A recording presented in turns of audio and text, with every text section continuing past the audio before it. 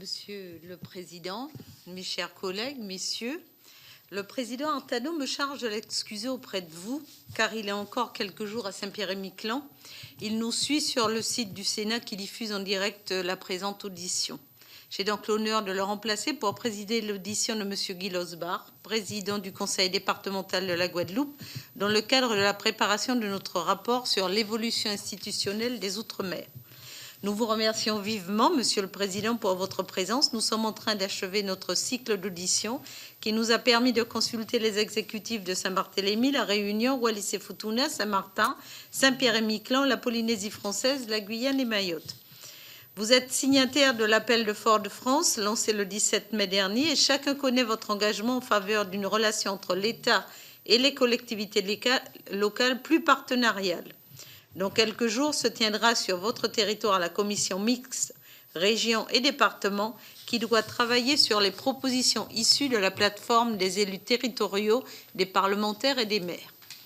Vous pourrez nous dire comment se présentent ces discussions et ce que vous en attendez.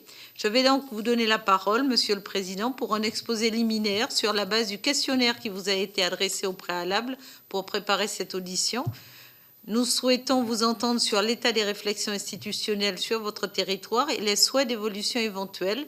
Je vous interrogerai ensuite en ma qualité de co-rapporteur ainsi que mes collègues. Je vous laisse la parole.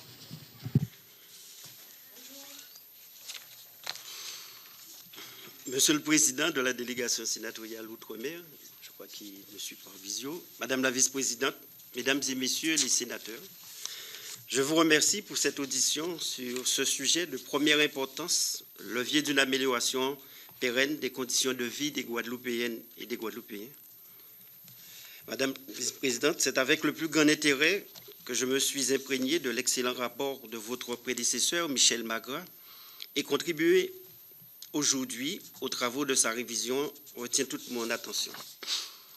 Comme vous le savez, je suis le président du Conseil départemental de Guadeloupe, mais également président du parti politique GUSR, Guadeloupe Unie, solidaire et responsable, dont la dénomination porte tout le sens de mon engagement politique. En tant que Guadeloupéen et homme politique de conviction, au regard des difficultés quotidiennes de ma population pour accéder à des ressources essentielles, au regard de tous les indicateurs sociétaux qui démontrent clairement qu'on ne peut pas traiter de manière égale les situations inégales, j'ai le devoir de m'inscrire dans une dynamique de changement pour mon territoire. La Guadeloupe, c'est une population vieillissante de 384 000 habitants qui diminue chaque année de 0,8%, soit près de 3 000 habitants par année. Ce constat démographique est accentué par un solde migratoire structurellement défavorable dû au départ des jeunes. En Guadeloupe, 34,5% de la population vit au-dessous du seuil de pauvreté nationale. Les plus touchés sont les chômeurs, les familles monoparentales et les ménages jeunes. Les prestations sociales sont souvent la principale source de revenus. 40% des plus de 15 ans sont peu ou pas diplômés, quand au niveau national, ils ne sont que de 27%. En Guadeloupe, le taux de chômage est le double de celui au niveau national. Donc la Guadeloupe est un archipel en crise. Crise sanitaire et ses impacts subséquents, crise sociale, crise de confiance envers ses institutions. La population est en attente de réponses concrètes et pérennes en matière d'eau, d'assainissement, de santé, de logement, de réhabilitation de l'habitat, l'emploi, l'insertion des jeunes, la gestion des transports, la sécurité routière et la sécurité des biens et des personnes. Nos jeunes montrent un désintérêt envers la politique et plus largement, la population exprime la défiance envers toutes les politiques publiques aujourd'hui. Une défiance souvent alimentée aussi par les réseaux sociaux et les médias. Ce constat est valable pour tous les territoires ultramarins, avec des spécificités propres à chacun d'entre eux. C'est assurément le message véhiculé par l'appel de Fort-de-France, ce front commun inédit des exécutifs des territoires d'outre-mer dont je suis également signataire. Face à cette réalité de nos territoires, je privilégie le pragmatisme au fatalisme, en étant convaincu qu'en Guadeloupe, avec l'ensemble des acteurs politiques, économiques, culturels et de la société civile, nous élaborons cette stratégie territoriale nécessaire au rayonnement de l'archipel. C'est en ce sens qu'au-delà du contrat de gouvernance concerté entre le Conseil régional et le Conseil départemental, que ce faire ensemble a été élargi à l'ensemble des élus, parlementaires, maires et exécutifs des collectivités majeures dans le cadre de la plateforme des élus guadeloupéens. Cette démarche d'ouverture associe également aujourd'hui les forces vives et les représentants de la société civile. Je suis également convaincu qu'il faille désormais éviter toute approche juridique ou purement juridique sur la question de l'évolution institutionnelle et avoir une démarche pragmatique portée sur l'efficacité des politiques publiques en ayant à l'esprit que le statut n'est pas une fin en soi, mais un moyen. Dépassionnons le débat autour de cette dichotomie des articles 73 et 74 qui engendre méfiance et inquiétude et qui a favorisé en 2003 le non à une collectivité unique avec 73% des suffrages exprimés.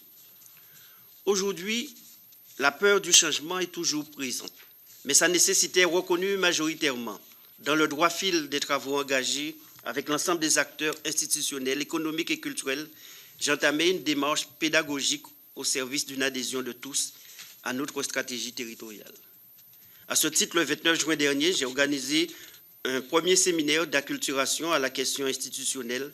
Le thème retenu était « Comment concilier évolution institutionnelle et développement territorial de qualité ?» avec comme intervenants Véronique Bertil et Fred Dehé, maître de conférence en droit public. Le 1er octobre dernier, j'ai organisé un focus débat sur le thème de l'évolution institutionnelle et les sociétés ultramarines, avec comme intervenants Michel Magra, Ferdinand Soukoumanien, Antoine Karam, Fred Reynaud et Julien Mérillon. À la mi-décembre, en partenariat avec l'exécutif régional, que nous avons prévu d'organiser un forum citoyen sur la question. En parallèle, nous avançons avec méthodologie sur notre stratégie territoriale. Le 14 novembre, comme vous l'avez indiqué, nous installerons la commission mixte ad hoc en vue des travaux préparatoires de congrès conclusif courant 2023. Cette commission sera composée d'exécutifs et conseillers de la région et du département, des parlementaires et des présidents d'associations des maires. Elle sollicitera pour ces travaux des experts et bénéficiera de la contribution de la société civile. Les 6 mois prochains seront consacrés à co-construire un diagnostic territorial sur des thématiques prioritaires qui porteront notamment sur les investissements structurants, les questions environnementales, les aides au développement économique, la souveraineté alimentaire et énergétique, la culture et l'identité culturelle, et bien sûr la fiscalité. La restitution de ces travaux doit favoriser la mise en évidence des engagements financiers supplémentaires attendus des collectivités et de l'État pour aboutir à notre stratégie territoriale, ainsi que les leviers supplémentaires nécessaires en matière d'habilitation et d'expérimentation et le besoin d'une réforme de nos institutions. Sur ce sujet, toutes les réflexions convergent vers une stratégie de dotation d'une boîte à outils au sein de la Constitution afin d'ouvrir le champ des possibles. Elle pourra être utilisée par des territoires en fonction de leur réalité, de leur spécificité, s'ils le souhaitent et quand ils le souhaiteront. Cette vision est partagée notamment avec les experts qui estiment que le premier enjeu d'une réforme de titre 12 de la Constitution serait celui de la simplification et de la lisibilité des dispositions relatives à l'outre-mer. Le second enjeu, la boîte à outils, permettrait d'adopter un statut à la carte selon les besoins, aspirations et projets de développement de chaque territoire ultramarin. C'est pour cela que nous devons profiter de l'opportunité qui nous est offerte avec l'ouverture des travaux sur la modification de la Constitution prévue dans le cadre du statut de la Nouvelle-Calédonie pour nous inscrire dans cette démarche d'une révision globale du cadre institutionnel. Voilà, je vous remercie. Merci, Monsieur le Président, pour votre position qui est déjà très éclairante. Donc, je poursuivrai par les questions. Bon, je ne vous poserai pas la question sur le bilan puisque vous avez largement mis en avant votre souhait pour la Guadeloupe. Mais j'aurais aimé savoir si vous aviez, par exemple, des exemples d'actions, de stratégies, de projets qui ont été entravés ou bloqués par l'organisation institutionnelle ou normative actuelle? Et y a-t-il notamment des leçons à tirer de la gestion de la crise Covid? Oui.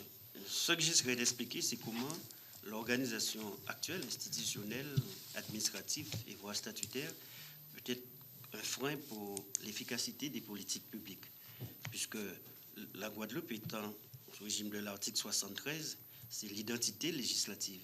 Donc toutes les lois qui sont votées s'appliquent de manière identique, que nous soyons en Bretagne, en Normandie ou en Guadeloupe. C'est ainsi qu'on se retrouve sur un territoire de 384 000 habitants, avec 2 collectivités, une région, un département, avec 5 EPCI et 32 villes. Donc ce qui crée un certain nombre de difficultés, le fameux millefeuille dont on évoque, est encore amplifié sur notre territoire. Je donnerai quelques exemples. Si on prend l'économie, les EPCI ont une compétence en économie, la région a une compétence en économie. Mais si on regarde bien, le département, qui est une collectivité de solidarité, se trouve impliqué dans l'économie, puisque 26%, sur 26 ports, 22 sont des ports départementaux, donc concernant la pêche, l'aménagement. Ah oui. Mais au-delà, dans l'agriculture, la majorité des terrains appartiennent au département, et c'est le département qui a compétence en irrigation, qui a aussi la compétence pour l'accession aux différentes propriétés. L'insertion, qui est une compétence départementale et qui, logiquement, est étroitement liée au développement économique. Quand je donne ces éléments, c'est pour bien montrer la difficulté pour pouvoir mettre en place certaines politiques efficaces. Et si bien nous nous trouvons face à ces différents freins, qui est lié à la multitude d'institutions ou des compétences s'entrevochent, mais aussi parfois au niveau donc, de l'État. Nous avons eu l'occasion donc de dire, dans le cadre de l'aménagement du territoire, souvent les différents projets sont confrontés à des freins réglementaires liés à l'ADEAL, parce que ce sont les mêmes textes qui s'appliquent sur le territoire, pour ne pas me répéter, puisque nous sommes en identité législative. Cependant, il y a certains éléments qu'il faut évoquer, ou des compétences qui ne sont pas forcément des compétences au niveau du territoire, ce sont des compétences régaliennes au niveau de l'État, mais pour lesquelles la mise en application pose un certain nombre de problèmes. Et nous l'avons vu au niveau de la santé. Nous l'avons vu au niveau de la santé avec tous les conflits en Guadeloupe, et voire en Martinique et dans d'autres départements. Aujourd'hui, il ne s'agit pas systématiquement de dire qu'il va falloir transférer au point des compétences. Mais comme vous l'aviez dit en introduction, je suis dans une démarche de co-construction avec l'État. Donc il y a des compétences qui sont nécessaires, qu'il puisse y avoir un aménagement pour un meilleur partage donc, des compétences. J'évoquais le domaine de la santé. Déjà dans le cadre de la loi 3DS, il va y avoir des évolutions puisque les collectivités territoriales pourront participer, être au niveau donc, de l'ARS. Mais on pourrait prendre des secteurs tels que l'immigration. Il ne s'agit pas de transférer cette compétence immigration, mais on voit que dans la lutte de l'immigration sur nos territoires, il y a un problème d'efficacité, donc les différentes politiques donc, qui nécessitent une meilleure concertation. De même que dans l'éducation, qui est une compétence régalienne, mais là aussi, il est nécessaire qu'il puisse y avoir un certain nombre d'adaptations pour tenir compte des réalités, l'aspect identitaire, l'aspect culturel et ne serait-ce que l'aspect environnemental. Donc ce sont donc, ces éléments qui nous obligent à ce que nous puissions renforcer cette co-construction, même dans les compétences qui sont des compétences de l'État, mais comment il peut y avoir une meilleure concertation, une plus grande concertation, un aménagement de cette compétence partagée. Et je citerai aussi la fiscalité. Aujourd'hui, il va falloir que nous puissions évoluer en termes de fiscalité, mais il ne s'agira pas non plus pour nous de dire un transfert total de cette compétence. Mais lorsqu'on voit les différentes politiques en termes donc, de défiscalisation pour booster l'économie, on peut se dire que les différents territoires n'ont pas été suffisamment consultés, n'ont pas été suffisamment impliqués pour avoir toutes les garanties d'une efficacité donc, de ces différentes politiques. Je vous remercie. A contrario, y aurait-il, par exemple, certaines compétences que vous souhaiteriez restituer à l'État actuellement dans certains domaines?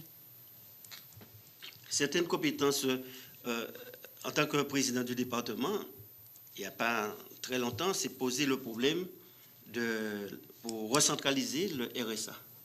Recentraliser le RSA, puisque ce que nous constatons, c'est que lorsque cette compétence a été transférée, il y a eu une couverture à 100%. Je parlerai du cas du département de la Guadeloupe. Aujourd'hui, le reste à charge est de 80 millions pour le territoire. Donc chaque année, sur le budget du département, il nous faut 80 millions pour le RSA. Et lorsque cette compétence, mes directeurs m'ont proposé que nous puissions recentraliser cette compétence. J'ai eu deux réflexions concernant cela. Je suis président de parti, président du département, où je prône une évolution, je prône qu'il puisse y avoir d'autres marges de manœuvre, qu'il puisse y avoir une domiciliation donc, du pouvoir au niveau du territoire. Donc, d'une certaine manière, c'était incompatible avec ma façon d'idéologie. Mais nous parlons de 80 millions. Il ne suffit pas de résoudre cela simplement un problème idéologique. Mais deuxième écueil, c'est que, en considérant que nous transférons, c'est parce que c'était pour éviter que nous passions à 80 millions, de 90 à 100 millions. Puisque même en recentralisant, il aurait fallu que nous donnions 80 millions à l'État pour assumer cette nouvelle compétence. Donc, ce serait montrer aussi que, en tant que responsable politique, en tant que président du département, que je n'avais pas suffisamment confiance dans ma capacité à pouvoir régler ce problème, dans ma capacité à pouvoir améliorer la situation. Aujourd'hui, il y a 42 000 bénéficiaires du RSA au niveau de la Guadeloupe. Donc nous, ce que nous comptons faire, non pas recentraliser, et d'ailleurs, il y a eu une décision qui a été prise vendredi dernier au niveau du département, votée à l'unanimité, c'est que nous puissions, au contraire, intensifier les politiques d'insertion, et j'ai même employé ce mot, révolutionner la politique d'insertion sur le territoire, et qu'en fait, compte que nous ayons une stratégie permettant dans tous les domaines, dans tous les services, pour toutes les activités, chaque fois que cela sera possible, dans les marchés publics, de faire en sorte que l'insertion soit au cœur de cette différente démarche. Donc voilà, en quelque sorte, un exemple où c'était nécessité d'une recentralisation, si on se basait purement sur un aspect purement comptable, purement financier, mais lorsque vous êtes responsable d'une collectivité, vous avez une vision pour le développement de votre pays, donc vous devriez être en cohérence. Alors justement, pour prolonger dans ce que vous venez de dire et dans votre politique d'insertion, je sais que le RSMA joue un rôle assez important en Guadeloupe. Normalement, il propose 70 formations. Pensez-vous que le département pourrait s'associer en fait d'une manière ou d'une autre avec le RSMA pour justement développer cette politique de formation et d'insertion des jeunes qui sont notamment ceux qui se retrouvent en décrochage scolaire, puisque malheureusement parfois dans pas mal de territoires, même à Saint-Barthélemy, on constate qu'il y a des jeunes qui quittent le système et qui se retrouvent en décrochage. Tout à fait, puisqu'à partir du moment où on dit qu'on veut révolutionner l'insertion, cela oblige à avoir une stratégie qui soit totalement différente et d'agir avec tous les acteurs. Comme je vous le dis souvent, je dis que nous ne devrions plus avoir ce rapport tutélaire avec l'État, mais un rapport partenarial. En ce sens que j'ai rencontré le préfet pour lui expliquer quelle était notre décision, quelle allait être notre décision, et qu'il puisse y avoir un concours au niveau de l'État, au niveau de l'armée, sous toutes les formes. J'ai rencontré également le président de la Chambre des commerces et je vais rencontrer tous les autres corps constitués de manière à ce que ce problème puisse être au cœur de leur préoccupation, en tout cas, et qu'ensemble, nous puissions mettre en place une stratégie et atteindre les objectifs fixés. Justement, quelle appréciation portez-vous sur la prise en charge des spécificités ou des souhaits des Outre-mer lors de l'élaboration des lois et des décrets? Quelle méthode, selon vous, pourrait permettre de l'améliorer? Aujourd'hui, lors de l'élaboration donc des lois, il y a deux possibilités en termes d'habilitation ou encore adaptation. Mais ce que nous pouvons dire, c'est que les procédures sont trop longues. Les procédures sont trop longues et quelle que soit la volonté politique qui pourrait être exprimée, avant 2-3 ans, on n'arrive pas effectivement à aboutir.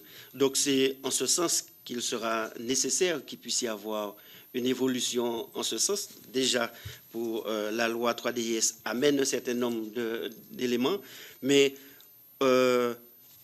et je fais référence un peu aux conclusions, ou en tout cas du sénateur Magra, et qui mettait en avant cet aspect pour que ces éléments soient mieux pris en considération et que nous puissions obtenir des résultats beaucoup plus rapidement. D'ailleurs, il y a une discussion concernant les articles 73, 74, où, comme je dis, aujourd'hui, il ne suffit pas d'aborder ces questions institutionnelles ou statutaires en mettant en avant ces articles 73, 74, mais il est vrai que la fusion donc, des articles pourrait donner d'autres marges aux différentes collectivités en ce sens. Lors des différentes auditions, il y a un point qui ressort. Le point qui est ressorti, c'est que souvent, les collectivités sont sollicitées pour avis et qu'on ne tient pas compte de l'avis, enfin que l'État ne tiendrait pas compte des avis qui sont donnés, ou que le temps de consultation serait trop court pour permettre d'approfondir les sujets. Qu'en pensez-vous? Non, effectivement, le temps de consultation est trop court et le sentiment, c'est que c'est pour respecter une réglementation, un formalisme, mais non pas que cet avis soit pris en considération. Donc, nous allons passer à l'organisation des institutions et les règles de fonctionnement du département de la Guadeloupe sont-elles satisfaisantes? Vous l'avez largement évoqué. Quel bilan provisoire faites-vous du contrat de gouvernance concerté mis en place en 2021? Aujourd'hui, il est un peu tôt pour faire le bilan du contrat de gouvernance concerté. C'est lié au fait que nous étions en plein la crise Covid, mais aussi les élections au niveau donc, du département ont été annulées. Pour la réélection, c'est pratiquement 6 mois pour lesquels nous ne pouvions mettre en place cette gouvernance concertée. Mais le principe même de gouvernance concertée montre le problème, cette nécessité de clarifier au niveau donc, des institutions. En introduction, je vous disais qu'il y a un chevauchement donc, des compétences. J'ai donné quelques exemples entre départements et régions. Donc, ce qui oblige, avec ces deux institutions, qu'il y ait une parfaite cohésion, communion entre les deux présidents. Aujourd'hui, c'est une majorité commune qui favorise les choses, mais on sait très bien que la gestion au quotidien, la gestion politique, n'est pas toujours forcément évidente à ce niveau-là. C'est pour ces raisons que nous disons, en tout cas, au-delà de mes fonctions de président du département, en tant que président du GIESR, nous militons pour qu'il puisse y avoir une collectivité unique pour apporter plus de clarification, ou tout au moins qu'il puisse y avoir, dans un premier temps, une meilleure définition des compétences entre départements et régions. Je vous expliquais pour l'agriculture, je pourrais vous le dire pour le tourisme, je pourrais vous le dire pour la culture. Il est nécessaire qu'il puisse y avoir cette clarification de manière à ce que, s'il faut l'existence de deux collectivités, mais que les compétences soient clairement définies de manière à ce que nous puissions être beaucoup plus efficaces.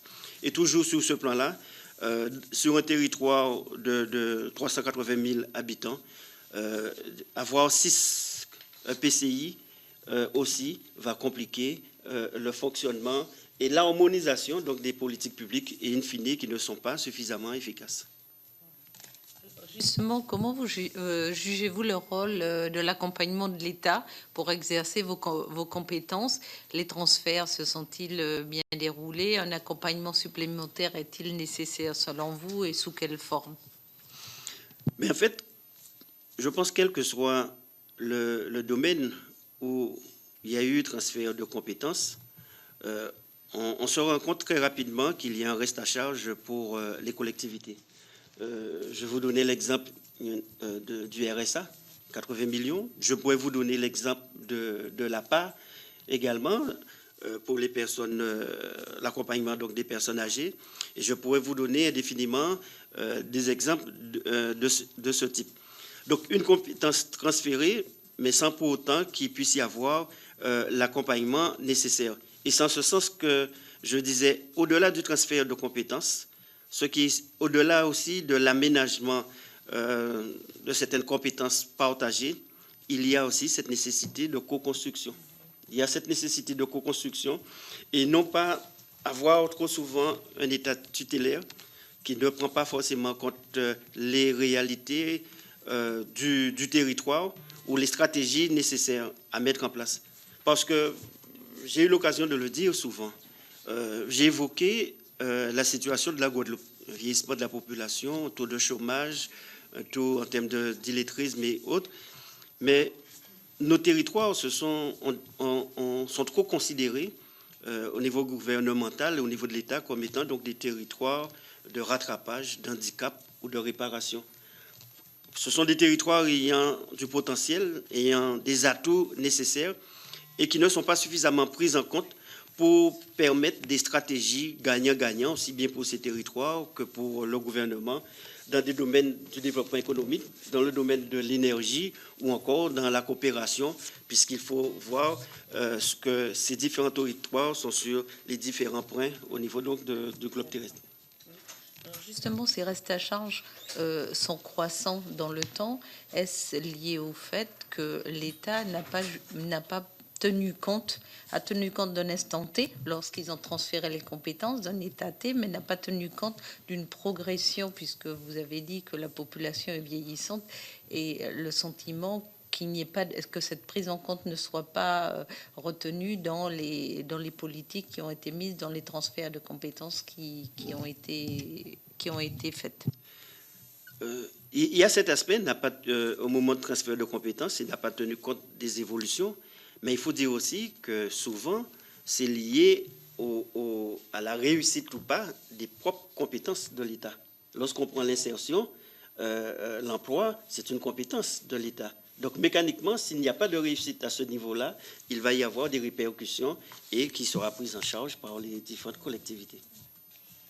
La déconcentration permet-elle suffisamment au territoire d'adapter ses propres politiques dans le domaine de compétences au contexte local, institutionnel, juridique, économique, social, et selon vous? Adapter les territoires aujourd'hui, comme j'ai eu l'occasion donc de dire, si on prend lorsque les lois sont votées, même si vous dites que nous sommes consultés, il n'y a pas forcément une prise en compte des différents avis que nous pouvons donner.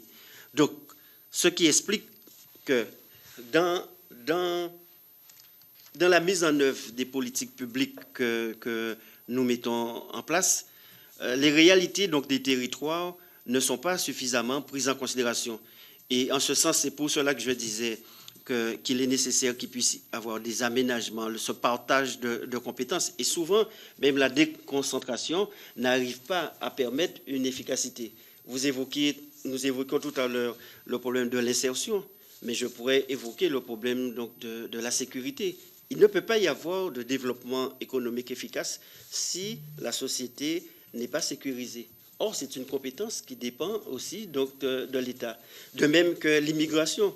Quel que soit, nous sommes dans un bassin caribéen, quelle que soit la proximité culturelle qu'il pourrait y avoir avec nos autres frères de la Caraïbe, mais on sait, quel que soit le pays, quelles peuvent être les conséquences d'une immigration. Là encore, c'est une compétence qui est une compétence régalienne de l'État. Je vais passer en 2019, le 16e congrès s'était prononcé en faveur d'une révision de la Constitution et d'une loi organique propre à la Guadeloupe, lui permettant notamment d'adopter ses propres normes. Le congrès en cours est-il toujours sur cette ligne? En fait, aujourd'hui, il faut avoir une approche pragmatique de l'évolution institutionnelle et statutaire qui ne peut être considérée comme il y a 10 ans ou 20 ans, puisque depuis, l'environnement juridique n'est plus le même, puisqu'il y a eu la loi 3DS, n'est plus le même, les acteurs ne sont plus les mêmes et les attentes de la population ne sont plus les mêmes. Moi, personnellement, je suis plus dans une démarche qui consiste à ce que nous analysions, au-delà donc du diagnostic, que les propositions que nous allons faire, en plus, suite au courrier donc, du ministre de l'Outre-mer et à l'appel de Fort-de-France, puissent permettre que les politiques publiques puissent être plus efficaces et que nous soyons en mesure de répondre aux attentes donc, de la population. Donc, il y a un certain nombre de préconisations qui ont été arrêtées lors du congrès en 2019, mais nous devrions aller plus loin et différemment. Alors, dans votre propos liminaire, vous avez dit que parfois ces sujets suscitaient l'inquiétude et ce qu'on le comprend. Depuis la semaine dernière, j'ai reçu par mail des dizaines de messages émanant d'un collectif citoyen de la Guadeloupe qui serait favorable notamment à une fusion des articles 73 et 74 et une évolution statutaire dans le cadre d'un projet guadeloupéen de société, selon les termes employés. Comment percevez-vous cette initiative et quel degré de considération lui apportez-vous? Il faut dire aujourd'hui, je pense que de manière unanime, quelles que soient les orientations, les considérations politiques, d'accord à ce qu'il faut qu'il puisse y avoir une évolution, que le statu quo a montré ses limites et qu'il va falloir évoluer. Maintenant, comme je disais en introduction, il y a la peur du changement pour différentes raisons.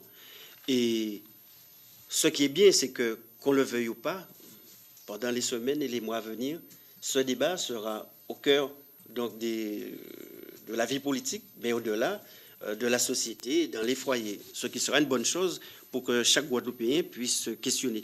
Concernant les articles 73 et 74, ce que je disais, c'est qu'une fusion donc, des articles 73 et 74 donnerait beaucoup plus de liberté d'action pour les collectivités. Nous, on doit régler le problème institutionnel, la répartition entre départements, régions, faut-il une collectivité unique, mais on doit aussi régler les problèmes sur telles compétences, avoir des marges de manœuvre pour pouvoir agir.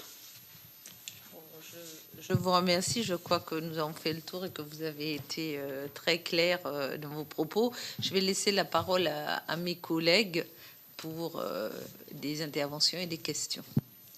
Alors, Dominique Théophile. Bonsoir, Président Moutouan. Bonsoir. Excuse-moi, il faudrait mettre le micro. J'avais 3 questions, mais dans mes 3 questions, vous avez déjà répondu dans vos propos à 2 déjà, et donc preuve que vous avez été très détaillé dans vos propos. Moi, il y a tout cela, il y a un mouvement qui se pose depuis 2003, on parle d'évolution institutionnelle, ça a été dévoyé par-ci, repris par-là. Un peu ça a aussi causé la peur, une forme de peur chez le citoyen, ça s'est soldé par comment dirais-je, un vote à 23% à peu près de pour et 76% contre. Est-ce que depuis 2003, vous sentez que, je veux dire, il y a une évolution, une prise en compte de cette problématique, puisque à entendre la population, il faut tout changer. Et quand il est l'heure de changer, on a peur de basculer du changement. Alors comment, cette fois-ci, en tout cas, puisque l'État s'en est emparé, puisqu'il ne s'agit plus d'une question circonscrite sur un territoire ou quelques territoires donnés, mais c'est une discussion plus globale, comment, avec notre particularité sur cette question-là, comment associer, selon vous, comment associer la population à ce changement, alors je dirais même inéluctable, quel que soit le niveau de changement qu'on aura, mais c'est un changement qui va toujours s'opérer. Comment associer la population? Et je termine, ma question est longue, mais pour juste justement dire, dans la révision constitutionnelle 2003, nous oblige, quel que soit le changement qu'on pourrait imaginer, il faut l'assentiment, je veux dire, de la population. Alors, comment associer cette population qu'au final, qu'elle puisse adhérer. Alors, c'est ça je dis, quel regard que vous avez dessus? En fait, c'est le paradoxe guadeloupéen où il y a eu quand même de fortes revendications. Il faut rappeler 2009, il faut rappeler encore l'an dernier, au moment de la crise sanitaire qui s'est transformée en crise sociétale avec toutes les répercussions. Et pourtant, il y a eu 77% en 2003 qui se sont prononcés contre toute évolution, que ce soit institutionnelle ou statutaire, contrairement à d'autres territoires. C'est pour cela que je disais qu'il faut avoir une démarche pragmatique et pédagogique. Pragmatique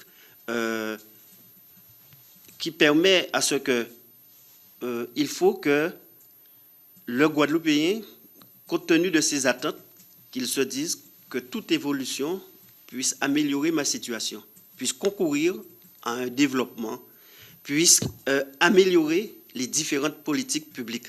Donc, c'est pour ces raisons qu'il va falloir mieux expliquer, lorsqu'on parle d'autonomie alimentaire, d'autonomie énergétique, quelle est la vision du développement sur l'agriculture, sur le développement du tourisme. Donc, cette nécessité d'être pragmatique et non pas mettre en avant évolution institutionnelle, article 73, article 74, et qui pourrait donner cette impression de rupture ou de décalage par rapport à leur attente. Pédagogique, il est nécessaire qu'il puisse y avoir des rencontres avec la population. Et c'est pour cela qu'au niveau de la commission mixte du Congrès, ce qu'on va prôner, que nous puissions rencontrer les acteurs, les différents acteurs, acteurs économiques, acteurs culturels, les différents acteurs donc, du pays, mais au-delà des acteurs, la population. Nous allons pouvoir organiser tout un ensemble donc, de réunions, leur montrer s'il y a une évolution en termes de fiscalité, pourquoi et quel gain que cela pourrait avoir. Et également au niveau de l'agriculture, où nous en sommes et qu'est-ce qu'il faudrait pour que nous puissions être plus performants. En tout cas, toute évolution institutionnelle doit pouvoir apporter une réponse sur une meilleure efficacité des politiques publiques. Et troisième élément, il faut que nous soyons dans une démarche de co-construction avec l'État.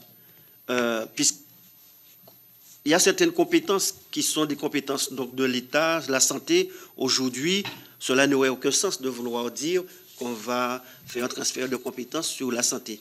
Mais par contre, il faut qu'on puisse trouver donc, des aménagements pour un partage donc, de compétences sur tout un ensemble donc, de domaines. Donc, et cela nécessite une vision différente au niveau donc, de l'État.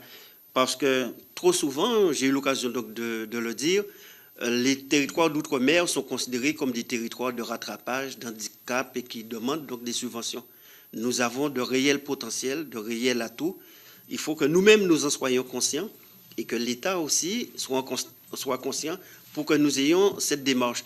Puisque en termes de coopération, lorsque vous prenez Guadeloupe, Martinique, qui sont dans le bassin caribéen, quand vous prenez la Guyane, qui se trouve à proximité du Brésil, dans un territoire de développement, quand vous prenez les autres territoires dans l'océan Indien, dans le Pacifique, il y a de véritables stratégies nationales à mettre en place. Mais pour ça, il faut d'abord considérer que ces territoires ont ce potentiel, ont cette capacité et que nous-mêmes, nous puissions faire prévaloir ces différents donc, aspects. Donc, pragmatique, pédagogie et co-construction avec l'État.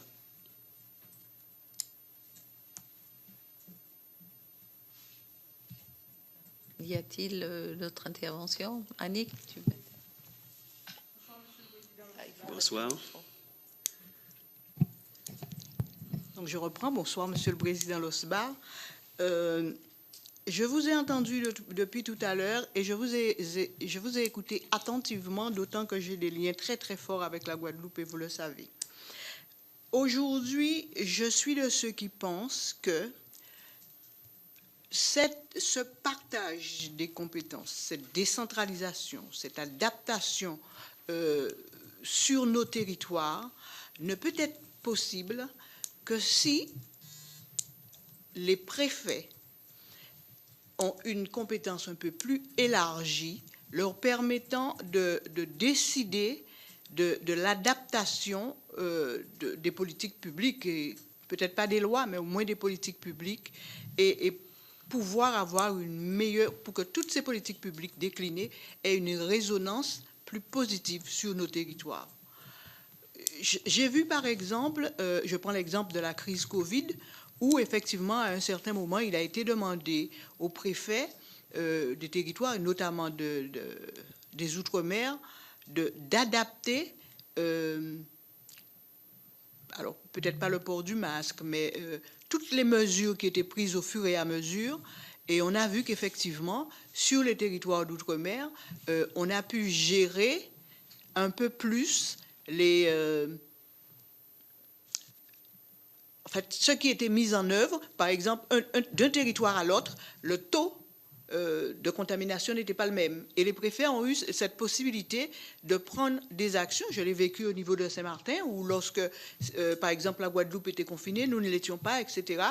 Et je suis de ceux qui pensent que tant qu'on n'ira pas vers cet élargissement des compétences des préfets, pour leur permettre, puisqu'ils sont sur les territoires, ils ont une proximité avec les élus des collectivités que vous êtes, que je suis par ailleurs, je pense que nous, tous cela, tous ces grands beaux mots ne seront pas pertinents. Les présidents de collectivités connaissent leur population, connaissent les problématiques de leur territoire. Le gouvernement représenté par le préfet, celui-là pourrait aider à mieux mettre en place ces politiques publiques de manière, je me répète sans doute, à ce que les choses se passent mieux. J'aimerais avoir votre avis là-dessus. Oui, il est vrai, pour que nous ayons une meilleure co-construction, un partenariat avec l'État, le préfet a un rôle central. Aujourd'hui, ce qu'on constate, très souvent, il y a, comme vous le dites, une attente d'une décision ministérielle ou nationale pour pouvoir agir. Alors que quand je parle de domiciliation du pouvoir local, ce qui voudrait dire qu'il y a certaines compétences propres que nous exerçons, mais d'autres compétences partagées, mais en parfait lien avec la représentation de l'État qui est le préfet. Et cela va concourir à rendre beaucoup plus efficaces les politiques publiques.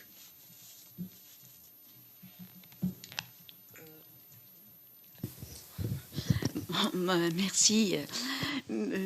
Tout d'abord, toutes mes excuses pour être arrivée en retard, mais j'arrivais avec le train, donc c'était compliqué d'être là tout à fait à l'heure. Bonjour, Monsieur le Président. Alors, moi, je ne sais pas trop ce qui s'est dit avant que je n'arrive, mais actuellement se déroule la COP 27 en Égypte. Comment vivez-vous cela? Qu'attendez-vous de cela? Est-ce que ce réchauffement climatique est un sujet de préoccupation aussi? Et qu'est-ce que vous souhaiteriez, qu'est-ce que vous attendez de cela? Comment le vivez-vous? Merci. En fait, quand on est guadeloupéen, qu'on soit impliqué politiquement ou pas, ça doit être une question naturelle qui nous interpelle. Et nous l'avons vu lors de la tempête Fiona, en une nuit, les dégâts que cela a pu causer. Donc, ce qui nous oblige, dans les différentes politiques publiques, d'en tenir compte.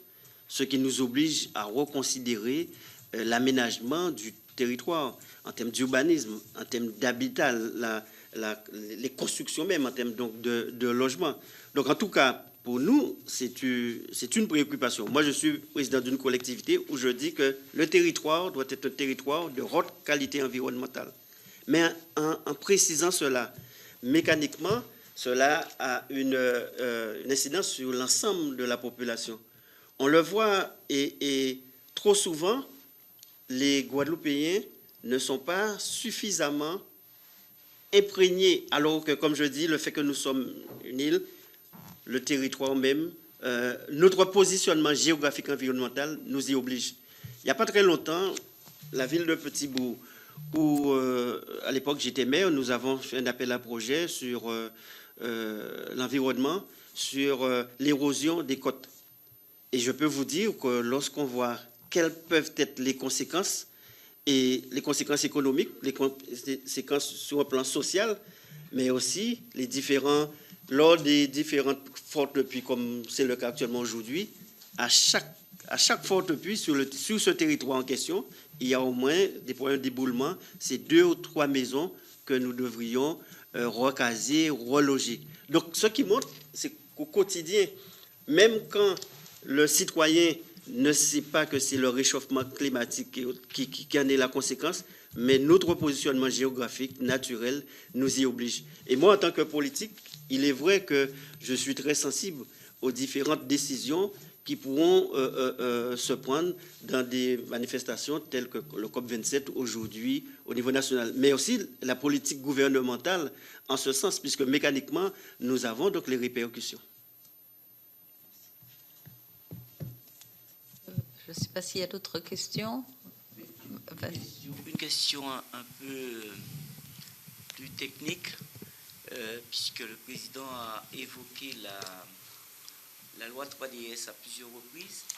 Et comme c'est une loi très récente, il y a des décrets sortent au fur et à mesure. Elle est récente et pas encore suffisamment, en tout cas en tant que parlementaire, je le sens par plusieurs collectivités, n'est pas encore suffisamment, et c'est normal puisqu'on vient de voter. Les collectivités ne se sont pas encore imprégnées totalement. Il y a un article, et ça je l'adresse à, et je profite pour faire passer un message beaucoup plus global, et d'ailleurs, je m'en excuse, je pense un petit peu près de Michel Magras, et que je remercie sur cette question-là. Il y a notamment un nouvel article, l'article 1111-3-1 de la loi du Code général des collectivités territoriales, qui vise à affirmer dans la loi que des marges de différenciation sont autorisées dans le respect du principe constitutionnel d'égalité. Alors, par ailleurs, les départements se voient reconnaître le pouvoir de présenter des propositions pour modifier ou adapter des dispositions législatives ou réglementaires en vigueur ou en cours d'élaboration concernant les compétences, l'organisation et le fonctionnement de plusieurs ou de l'ensemble des départements. Donc c'est une réelle avancée. Et est-ce que notre département, puisque je suis de la Guadeloupe, peut-il envisager d'en faire usage, par exemple, au moment où nous engageons cette discussion-là? Ce serait peut-être être avant-gardiste, de s'en imprégner et de déclencher quelque part cette opportunité. Mais en tout cas, je suis dans cette stratégie avec la majorité départementale. Pourquoi? Puisque même si nous parlons de domiciliation donc du pouvoir, de marge de manœuvre, même si j'ai mis en avant les contraintes, le délai, il faut qu'on soit aussi conscient qu'il n'y a pas eu suffisamment d'initiatives en ce sens dans les différentes collectivités, en tout cas concernant donc la Guadeloupe. Et c'est pour ces raisons que je disais qu'on ne peut plus considérer la question d'évolution institutionnelle aujourd'hui, en 2022, comme en 2018, puisqu'il y a un certain nombre de dispositifs légaux qui ont évolué avec d'autres possibilités. Donc aujourd'hui, même si nous sommes dans une stratégie, il y a tout un ensemble, donc, pour reprendre l'expression, de boîte à outils qui est nécessaire donc d'utiliser pour faire évoluer la situation et en tout cas concourir à ce que les politiques publiques soient plus efficaces.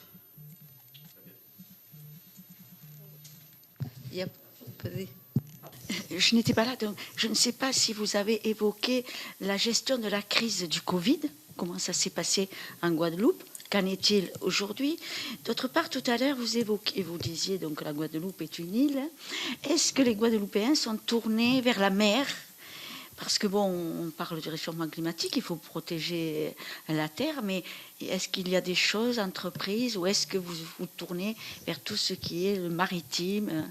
Est-ce qu'il y a des classes en jeu maritime, c'est-à-dire sensibiliser la jeunesse aussi et leur faire comprendre, par exemple, que tout ce que l'on peut jeter sur terre, ça atterrit dans la mer, et donc la protection des océans. Est-ce qu'il y a quelque chose de fait à ce niveau-là en Guadeloupe? Merci. La Guadeloupe a cette particularité d'être un archipel avec plusieurs îles.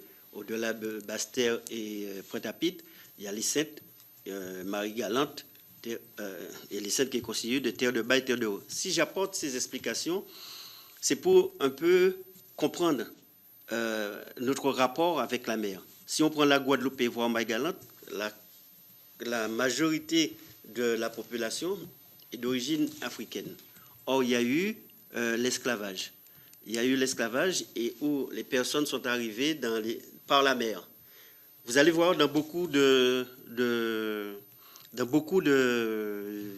villes, de communes, plutôt que d'être vers la mer, les maisons sont tournées à la mer. Sont tournées à la mer et il y a tout un rapport culturel, identitaire par rapport à la mer. Et pourtant, nous sommes une île. Vous allez voir, les Sept, ils n'ont pas ce même rapport avec la mer. La Désirade, ils n'ont pas ce même rapport. Au contraire, ils s'approprient la mer. Ils sont réputés pour leurs pêcheurs, leurs marins, enfin, etc. Et nous sommes dans une stratégie, d'ailleurs, au niveau de la région qui parle de croissance bleue, de développer le littoral, de développer les activités marines. Et nous sommes en plein dedans, puisque lorsqu'on prend une compétition, un événement comme la Route du Rhum, qui est très, très conséquent, très marquant et qui donne une forte visibilité, au-delà de la course au niveau sportif, c'est aussi l'occasion de familiariser les enfants avec la mer. L'année prochaine, j'ai ce projet de faire en sorte que dans tous les collèges, nous avons 42 collèges, qui est une initiation avec les différents clubs nautiques pour qu'ils soient imprégnés. Et on voit un peu les résultats. Lorsqu'il y a eu la Route du Rhum, au début, il n'y avait pas les premières éditions, il n'y avait pas de skippers guadeloupéens. Ensuite, il y a eu 1, 2. Cette année, il y en a 7.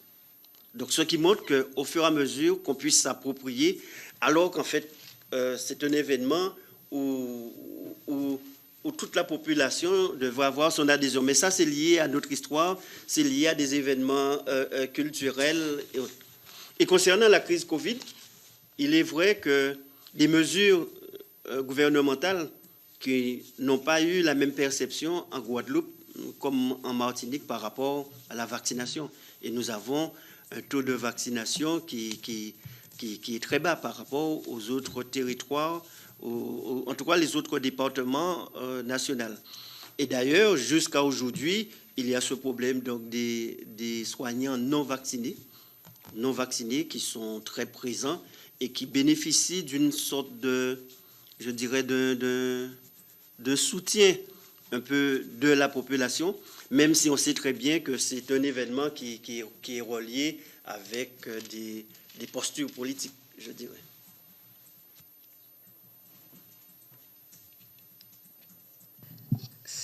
Nous avons fait le tour des questions.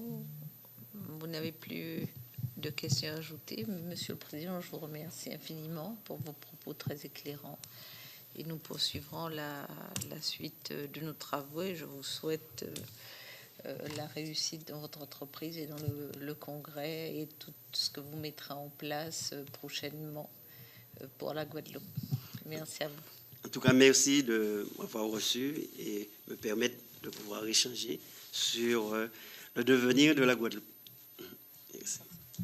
J'espère pouvoir y venir un jour.